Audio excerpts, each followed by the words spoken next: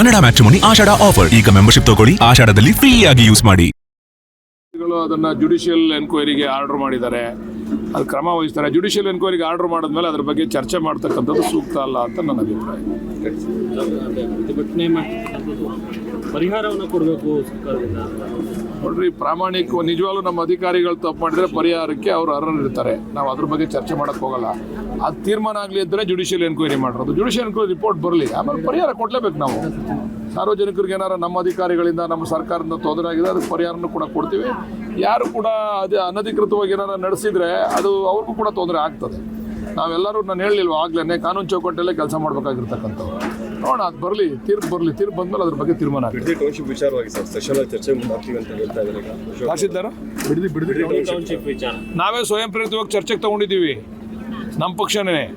ಯಾಕಂದರೆ ಈ ಟೌನ್ಶಿಪ್ಪು ಯಾರ ಕಾಲದಲ್ಲಿ ಆಯಿತು, ಏನಾಯಿತು, ಯಾರಿಂದ ಈ ದುರಂತ ಸಂಭವಿಸ್ತು, ಈಗ ಯಾಕೆ ವಿರೋಧ ಮಾಡ್ತಾವ್ರೆ ಅಂತ ಚರ್ಚೆ ಆಗಲಿ ಅಂತೇಳಿ ಸ್ವಯಂ ಪ್ರೇರಿತವಾಗಿ ನಮ್ಮ ಪಕ್ಷದ ಶಾಸಕರುಗಳೇ ಅಸೆಂಬ್ಲಿನಲ್ಲಿ ಚರ್ಚೆ ಮಾಡಲಿಕ್ಕೆ ನಾಳೆ ಸ್ಪೀಕರ್ಗೆ ಲೆಟರ್ ಕೊಡ್ತಾ ಇದ್ದಾರೆ.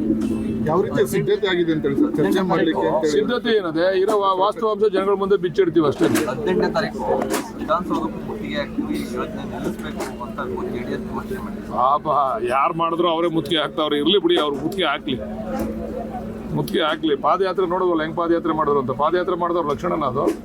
ಅವ್ರು ಪಾದಯಾತ್ರೆ ಯಾರು ಮಾಡೋರು, ರೈತರ ಪರವಾಗಿ ಪಾದಯಾತ್ರೆ ಮಾಡೋರು, ಅದು ಜಾಲಿ ಯಾತ್ರೆ ಮಾಡಿರೋದು. ಅವರು ಪಾದಯಾತ್ರೆ ಅಲ್ಲ. 2 ದಿವಸಕ್ಕೆ ಮುಗಿಸ್ಬಿಟ್ರು.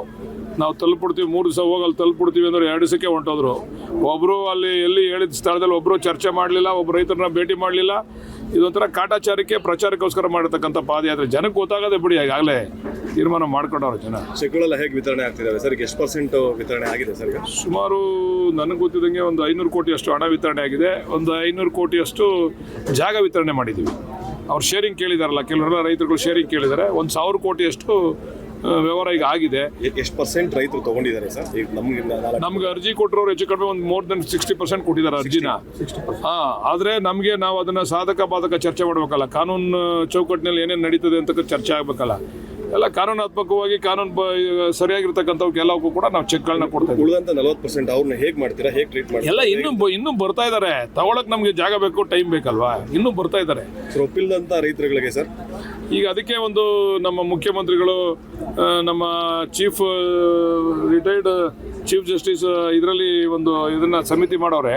ಅದರಲ್ಲಿ ಅಲ್ಲಿ ಚರ್ಚೆ ಆಗ್ತದೆ, ಅವ್ರನ್ನ ಯಾವ ರೀತಿ ಮನವೊಲಿಸಬೇಕು ಅಂತ. ಒಪ್ಪಲಿಲ್ಲ ಅಂದ್ರೆ ಎಲ್ಲ ಒಪ್ಪಲ್ಲ ರೀ. ಎಲ್ಲ ಪ್ರಾಜೆಕ್ಟ್ಗಳಿಗೂ ಕೂಡ 100% ಒಪ್ಪಿಗೆ ಕೊಡಲ್ಲ. 80% ಒಪ್ಪಿಗೆ ಕೊಟ್ಟರೆ ಮಾಡ್ತೀವಿ. ಅದ್ರ ಮೇಲೆ ಕಾನೂನು ರೀತಿಯಲ್ಲಿ ಏನು ಮಾಡಬೇಕು, ಸಹಾಯ ಮಾಡಬೇಕು, ಅವ್ರಿಗೆ ಮಾಡ್ಕೊಡ್ತೀವಿ. ಕನ್ನಡ ಮ್ಯಾಟ್ರಿಮೋನಿ ಆಷಾಢ ಆಫರ್. ಈಗ ಮೆಂಬರ್ಶಿಪ್ ತಗೊಳ್ಳಿ, ಆಷಾಢದಲ್ಲಿ ಫ್ರೀ ಆಗಿ ಯೂಸ್ ಮಾಡಿ.